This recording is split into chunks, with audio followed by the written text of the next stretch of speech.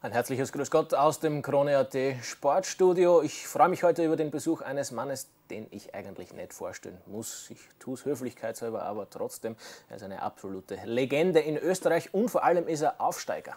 Er wird nämlich die Jungveilchen der Wiener Austria ab der kommenden Saison in der neuen zweiten Liga betreuen. Die Rede ist von Andi Ogris, Erfolgscoach. Servus. Hallo, grüß dich. Danke fürs Vorbeikommen. Wie ist denn gefeiert worden, der Aufstieg? Ja, an und für sich so richtig gefeiert haben wir noch nicht. Mit der Mannschaft selber feiere ich selber nicht.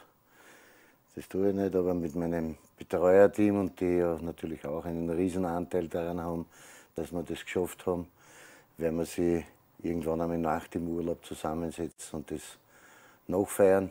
Aber die Mannschaft selber, glaube ich, hat ausgiebig gefeiert und hat sich jetzt nicht in den wohlverdienten Urlaub begeben. Wie ist es denn um deine Partykondition bestellt? Bist du einigermaßen in Form?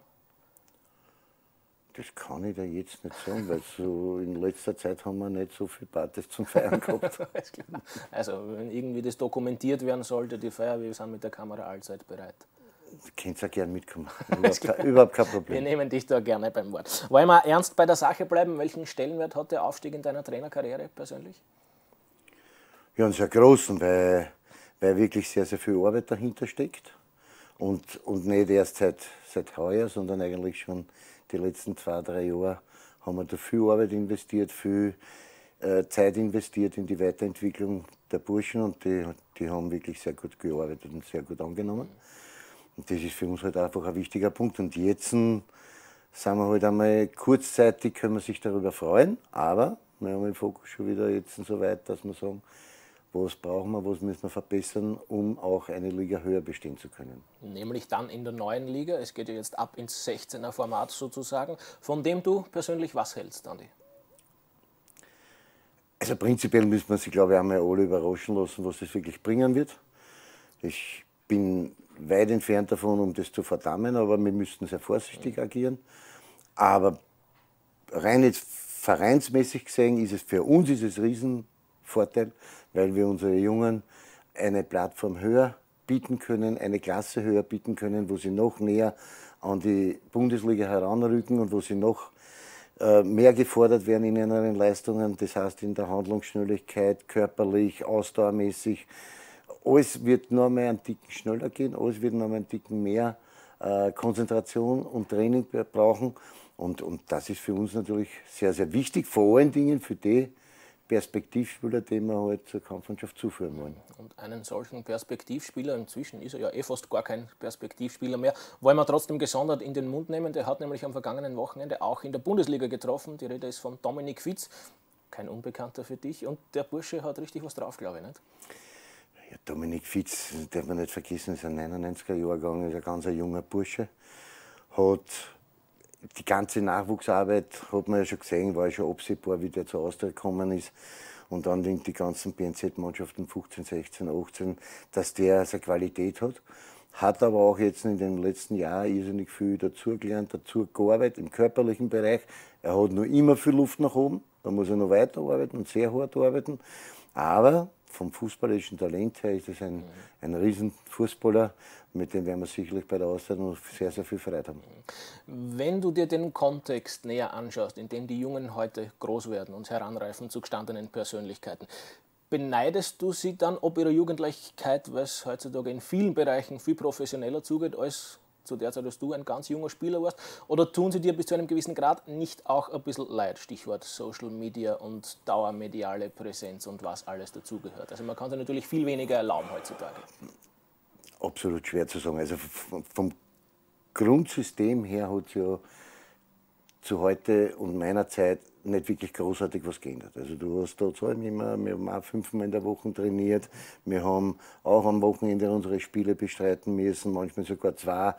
Zu meiner Zeit war es noch gang und gäbe, dass du einen Tag gespielt hast bei der Junioren, am nächsten Tag, wenn du noch berechtigt warst für die Jugend, hast du bei der Jugend auch noch gespielt. Und wenn du sie ganz teuflisch angespielt hast, am Wochenende, am Sonntag, Vormittag noch bei der U21 vielleicht noch auf der Bank gesessen und auch noch ein paar Minuten reingekommen. Also von daher, vom Trainingsumfang und von der Trainingsintensität hat sich nicht viel geändert. Aber die professionellen Akademien in dem Sinn hat es damals nicht gegeben.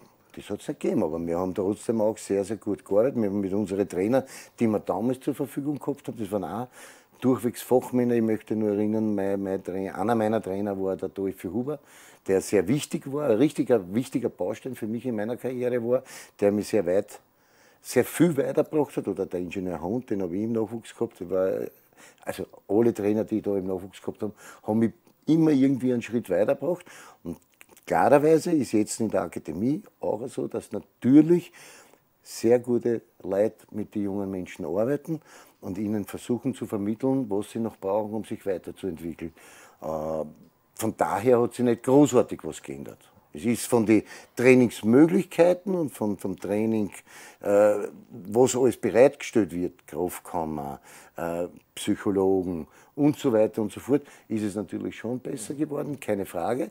Aber grundsätzlich am Platz draußen hat sich nicht allzu viel verändert. Aber die mediale Entwicklung hat sich natürlich enorm beschleunigt, weil mittlerweile ist ja jeder halbwegs bekannte Fußballer schon sein eigenes Medienunternehmen, das er auf Facebook präsentieren mag. Was hältst du ganz grundsätzlich von dieser Entwicklung vor dem Hintergrund, dass man dir ja immer nachgesagt hat, wahrscheinlich vollkommen zu Recht, der Ogris war halt noch ein echter Typ, der hat sich den Mund von niemandem verbieten lassen, der hat noch Ecken und Kanten gehabt.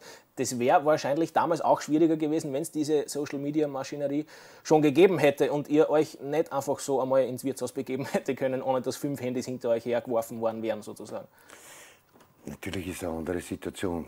Das müssen die Burschen umgehen können, aber ich glaube, diese Generation, die wir da jetzt noch haben und von der wir jetzt noch reden, die sind nicht damit aufgewachsen. Also für die ist das nichts anderes. Es ist im Gegenteil, für mich ist es immer wiederum,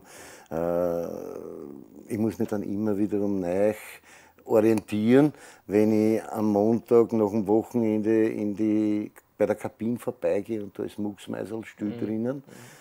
Zu unserer Zeit, wir haben sich halt unterhalten und haben halt geredet über das, was wir am Wochenende gemacht haben oder ob wir fort waren, nicht fort waren, was wir unternommen haben, vollkommen wurscht, da ist geredet worden. Heute sitzen sie halt alle drinnen und schauen ins Handy rein und über Facebook kommunizieren, WhatsApp, Nachrichten kontrollieren, was weiß ich, wieder verschicken. Das ist halt so. Das ist eine neue Generation, die sich mit dem eigentlich aufgewachsen ist und die sich mit dem gut anfreunden können. Für mich nicht. Ich wollte gerade sagen, warum gibt es von dir keinen Facebook-Account, keine Andi Ogris Fanpage? Weil ich nicht bereit bin, mich dieser Fangemeinde anzuschließen, weil da viele Menschen drinnen sind, die erstens einmal nicht einmal so viel, ich kann es jetzt nicht so sagen. Formulierst du so diplomatisch wie möglich. Ja. Die schreiben dann auch noch unter einem Pseudonym ihre Postings und da beteilige ich mich nicht. Deswegen, ich lese sie nicht. Und ich will ja gar nicht dabei sein. Meine Tochter hat irgendwann einmal für mich ein Facebook-Konto eingerichtet. Das mittlerweile ich glaube, wir sind sogar befreundet. Ich weiß nicht, ob du das weißt. Das kann alles möglich sein. Aber meine Tochter hat das auch dann jetzt wieder vor einiger Zeit schon stillgelegt. Ich will mich da nicht beteiligen. Aber muss auch ehrlich sagen, mich interessiert das auch gar nicht. Wann nimmst du dir Kritik zu Herzen? Also wenn es jetzt vom Pöbel unter Anführungszeichen kommt, ja offensichtlich nicht. Das heißt, diese anonymen Postings scheren dich offenbar wenig. Was muss passieren, dass du sagst, okay, das nehme ich mir zu Herzen und das geht mir auch nahe, womöglich? Zu Herzen nehme ich mir erstens einmal bin ich mein größter Kritiker. Ich fange immer an bei mir zum Hinterfragen. Habe ich alles richtig gemacht oder hätte ich da vielleicht irgendwas anderes machen können, besser machen können? Habe ich die Burschen nicht gut genug vorbereitet auf das Match? Habe ich das nicht gemacht? Ich hinterfrage auch zuerst einmal meine Person, bevor ich anfange, irgendwem anderen zum Hinterfragen. Aber Kritik zu Herzen nehmen tue ich mir von meiner Familie. Weil die sind am nächsten an mir dran. Die wissen genau, wie ich tick, was ich für Fehler, für Schwächen oder Stärken habe. Und diese Kritik nehme ich mir zu Herzen, aber alles andere prallt eigentlich an mir ab. So, jetzt müssen wir, wenn wir den Andi Ogris schon im Studio haben, natürlich auch noch auf die aktuelle Situation der Austria-Profis zu sprechen kommen. Die haben ja deutlich weniger zu lachen gehabt als ihr Jungveilchen sozusagen. Wie sehr blutet dein violettes Herz dieser Tage nach Saisonabschluss? Ja, natürlich können wir mit der Saison heuer überhaupt nicht zufrieden sein und der ganze Verein ist ja mehr oder weniger, wir sind alle sehr enttäuscht darüber. Und es ist jetzt nicht nur so, dass da 1, 2, 3 Personen an der Misere schuld sind, sondern wir als ganzer Verein müssen uns hinterfragen und müssen einfach schauen, was wir im nächsten Jahr wirklich besser machen können. Und an dem arbeiten wir ja eigentlich jetzt nicht schon seit Wochen. Nicht nur einer, nicht zwar nicht nur der Markus Kretschmer oder der Franz Wohlfahrt, sondern wirklich der ganze Verein, weil wir uns alle hinterfragen, was können wir besser machen, wo können wir den Hebel ansetzen, dass wir so eine Saison halt nicht mehr hinlegen. Und da probieren wir halt im Moment gerade, wirklich der ganze gesamte Verein, die ganze Staff, alles was rund um die Mannschaft ist und auch die Büromenschen, die wir ja viel haben, die auch immer alle mit Herzblut dabei sind, alle werden sich dahingehend verbessern wollen, dass wir das nächstes Jahr nicht mehr haben.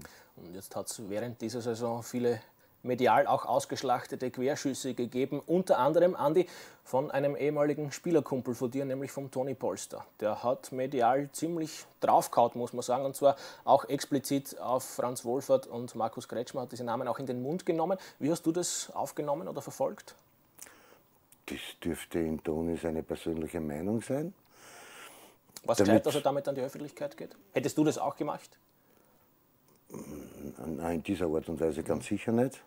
Aber der Toni ist halt so. Der Toni, wissen wir auch, können wir ja eigentlich auch auf die Uhr schauen, halb ehrlich, probiert er halt ein bisschen auszuteilen.